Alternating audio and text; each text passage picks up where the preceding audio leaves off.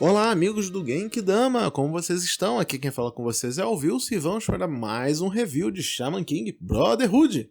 Dessa vez o episódio 9, o episódio da luta, a segunda luta, né? Do Ren contra o Yo durante a luta Xamã, que vai definir quem avança para a próxima fase deste torneio que é literalmente para escolher o deus do novo mundo. Vamos lá! Esse episódio já abre com uma coisa um tanto surpreendente, que é o diálogo da Tao Jun contra o pai dela, e tem aquela cena horrorosa do pai esmagando um panda com as próprias mãos. Eu não gosto dessa cena porque eu gosto muito de pandas e me dá pena de ver o pandinha sendo morto tão cruelmente. Mas bem, agora chegamos aí ao clímax da história, em que o Ren e o Yo vão se enfrentar, todos os dois estão com seu máximo desempenho até o momento, e a luta foi bem boa, né? O tal Ren começou a mostrar toda a capacidade dele de luta, de usar o Oversoul, o Yo também com o estilo dele. Só que essa parte é uma coisa um pouco chata, que infelizmente vai ficar muito recorrente durante Shaman King. Ao mesmo tempo que me incomoda um pouco, eu também, sei lá, com os muitos anos que eu acompanho o Shaman King, que eu já li, já reli, já vi os animes, etc., que é medidor de poder.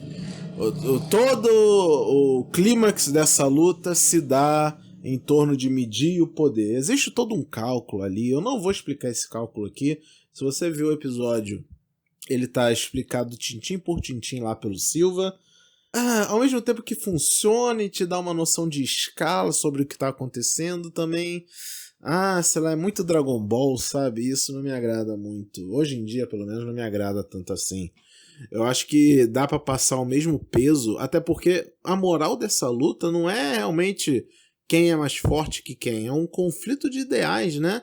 É um conflito sobre o Ren ser obcecado com essa coisa de ser o mais forte, se provar digno de alguma coisa, porque ele claramente tem problemas mentais, né? Enquanto o Yo, ele é essa quase que força oposta extrema ao tal Ren, e quando eles dois colidem, mostra o pior e o melhor de cada um, né?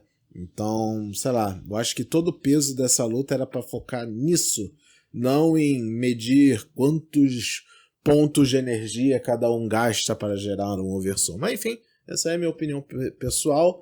Fora isso, o episódio também foi muito bem animado.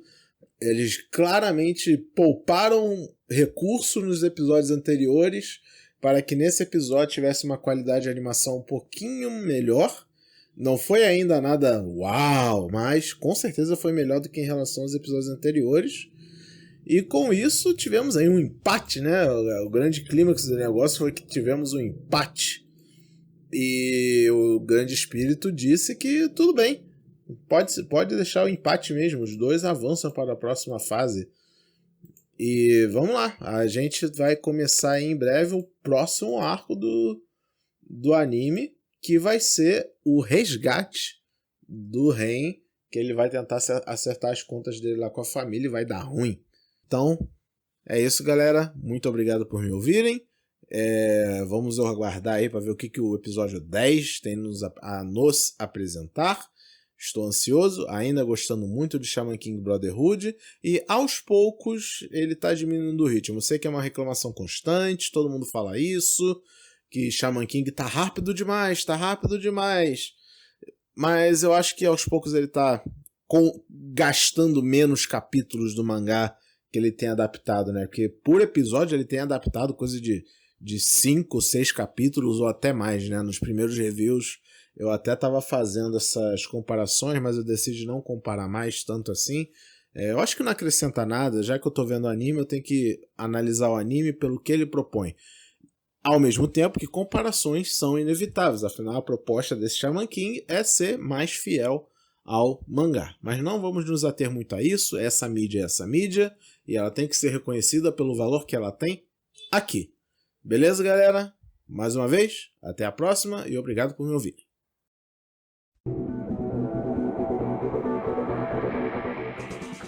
Burning Kabaddi, episódio 9, uma batalha de motivações. Olá pessoal, Gabriel aqui novamente para falar mais uma vez sobre Burning Kabaddi, dessa vez com um episódio focado no defensor Kohei Mizumi. O treinamento intenso de Noukin continua e hoje o testa seus companheiros de time ao limite. Além disso, a nova estratégia tem gerado problemas de adaptação para Mizumi, o que leva o nosso defensor a tentar lembrar do período em que não contava com o apoio de Dachi na defesa. A partir daí, somos jogados um flashback de Mizumi e descobrimos que o rapaz era um bad boy no colegial no maior estilo Yusuke Urameshi, e assim como aconteceu com Yogoshi, Kei o ameaçou para entrar no time de Kabaddi. Mas muito mais importante que isso, através dessa volta ao passado, testemunhamos toda a frustração de Mizumi pelas derrotas humilhantes nos torneios, sempre tendo que ser salvo por Ujo, e o início de sua amizade com seu colega de defesa, Shinji Dachi. Dachi e Mizumi acabam sendo uma dupla no estilo Ryu e Ken. Dachi, o centrado, estrategista e dedicado, e Mizumi o impulsivo, cabeça quente e criativo. Ainda que incipiente, é interessante ver esse tipo de aprofundamento nos personagens que até o momento eram pouco mais que parte do cenário. Vemos que o que motiva Mizumi no momento é seu desejo de se tornar uma força para Ojo, e não motivo de preocupação. É interessante ver como o capitão de Noukin acaba sempre despertando esse sentimento de companheirismo naqueles ao seu redor. E isso nos leva até a segunda metade do episódio, onde Kei decide marcar um novo amistoso, desta vez com a escola Saitama Koyu. Assim que Noukin chega em Saitama, são recepcionados por Sakura e Youtu. É nítido como o respeito dos dois atletas de Saitama se dá de uma forma muito diferente dos de Soa. Aqui Sakura funciona como um discípulo de Ojo e aparentemente gostaria de estar jogando ao lado dele. Essa dinâmica de discípulo promete ser um ponto de tensão entre Sakura e Yogoshi para os próximos episódios, visto que ambos se desenvolveram à sombra do capitão de Noukin.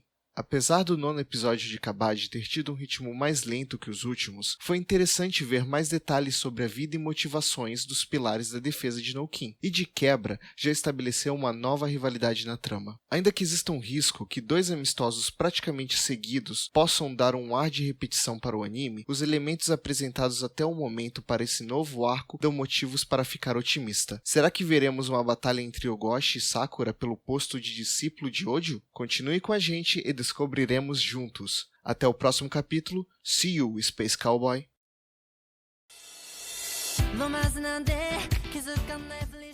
Olá pessoal, eu sou a Carol Fakai e hoje vamos falar sobre o nono episódio de Koikimo, nosso anime romântico da temporada disponível na Crunchyroll, sua fonte anime. O nome deste episódio é Minha Resposta e vocês já devem imaginar o que aconteceu, né?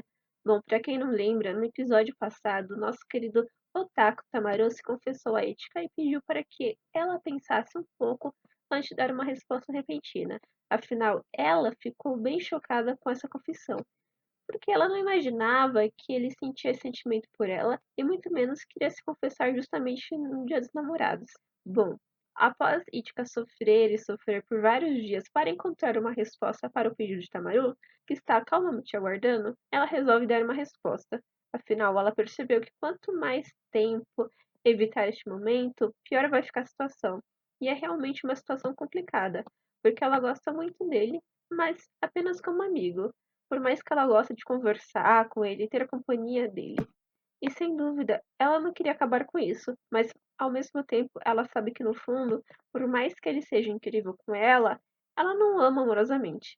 Muita gente pode ter interpretado essa demora como um sinal de dúvida, mas na verdade foi mais um medo de perder alguém especial para ela, e é totalmente justificável esse medo. Tanto que após ela tomar uma decisão e perceber que ainda poderia ter o Tamaru ao seu lado como amigo, ela sentiu um grande alívio. E mesmo que a relação dele tenha ficado estranha após alguns dias, tudo voltou ao normal aos poucos. Neste episódio também tivemos o encontro do Ryu com a Etika como presente de White Day. Caso alguém não saiba, é tradição no Japão as mulheres presentearem os garotos com chocolates no Valentine Day e os garotos retribuem esse gesto no White Day. Ryu, no caso, levou Etika para um buffet de doces, que não tinha só doce, mas o foco era doce. E eles se divertiram bastante até algumas colegas do trabalho de Ryu o vê-lo com a Itika, o que fez a Itika mentir dizendo que era irmã dele, com receio delas estranharem a diferença de idade. Afinal, são quase 10 anos de diferença. E é neste ponto que a história começa a ficar interessante. O foco deixou de ser: será que a Itika vai aceitar o Ryu? mas sim como a sociedade aceitaria um relacionamento com pessoas com uma diferença de idade, e até mesmo como a sociedade aceitaria um relacionamento com a amiga mais nova da irmã, que tem 10 anos de diferença. Outro comportamento que mudou foi parte da Itika, né, que passa a se questionar mais sobre o próprio futuro. Afinal, ela está indo para o terceiro ano do ensino médio e precisa decidir qual rumo ela vai seguir, se ela vai fazer uma faculdade, o que ela quer no futuro. E por fim, esse episódio discutiu temas interessantes, mas sem deixar de ser leve, como sempre, e sempre fecha com chave de ouro, com um encerramento lindo. E fica esse questionamento. Agora, com a idade sendo um obstáculo maior que Rui imaginava, será que ele se afastará da Itka? Bom, isso a gente só descobre no próximo episódio. Até lá, pessoal! E aí, aqui é o Barcelos e então vamos conversar sobre o episódio 9 de ODD Taxi. Sabe que esse episódio começou com uma coisa engraçada, até me levantando uma dúvida meio estranha na cabeça, mas no final ele deu aquela resposta de tipo, viu como eu tinha razão? Mas explicando melhor, no começo ele mostra que o taxista vai tentar ajudar um macaquinho que está sofrendo extorsão e acabou sendo sequestrado. E para isso ele pede ajuda do Nobu e já arma meio que uma emboscada para ele, chamando o cara que fica toda hora na internet falando mal do Nobu e falando que ele tem que ser capturado. E toda essa primeira parte do episódio que mostra eles indo lá salvar o macaquinho, até antes que também mostra esse cara da internet na cama com uma seguidora dele, e também depois quando o taxista já foge e o Nobu encontra esse maluco da internet, ele cria um baita desenvolvimento da personalidade desse cara da internet. E isso meio que me gerou uma dúvida na minha cabeça. Será que essa série vai seguir, tipo, só desenvolvendo mais os personagens secundários em detrimento dos personagens centrais da trama? Ou, aliás, do personagem central mesmo, que é o taxista? Porque se a gente for olhar, realmente, os dois maiores desenvolvimentos que a gente teve foi agora, nesse caso desse maluco da internet, e lá no terceiro, quarto episódio, quando falou do cara que agora tá perseguindo eles com a arma, o que ficou maluco por causa da borracha quando era criança e por causa do joguinho de zoológico quando ficou adulto. Por causa disso eu fiquei meio com isso na cabeça.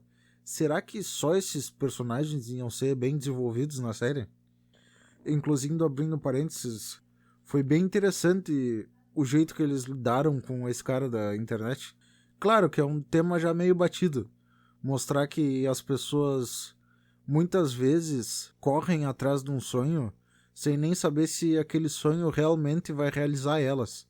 Ou até que muitas vezes as pessoas correm atrás de algumas coisas simplesmente para tapar um defeito ou para esquecer algum problema interior que ela tem. Engraçado que essa série conseguiu fazer todo esse desenvolvimento apenas com 3 diálogos. O primeiro lá do início da série, quando esse maluco da internet tirou a foto com o taxista, que daí ficou evidente que realmente ele buscava qualquer forma de ficar famoso na internet. Nesse episódio, com a conversa dele com a fã, que ele mostra realmente as fraquezas dele e que eles seguem com os mesmos problemas, mesmo atingindo a fama. E claro, depois dele conversando com o Nobu. E ele meio que se arrependendo de tudo e buscando uma outra forma de lidar com os próprios problemas. Por causa até desses momentos, como eu disse anteriormente, eu fiquei meio na dúvida se a série ia meio que deixar o protagonista de lado. Só que, como eu disse anteriormente, no final do episódio a gente já teve uma surpresa, trazendo uma nova informação que os pais do taxista na verdade morreram, e não eram desaparecidos como se tinha comentado antes. Talvez isso abra para no próximo episódio ou futuramente se discutir um pouco mais sobre a vida e como é o taxista. Mas é claro que isso a gente só vai ver nos próximos episódios.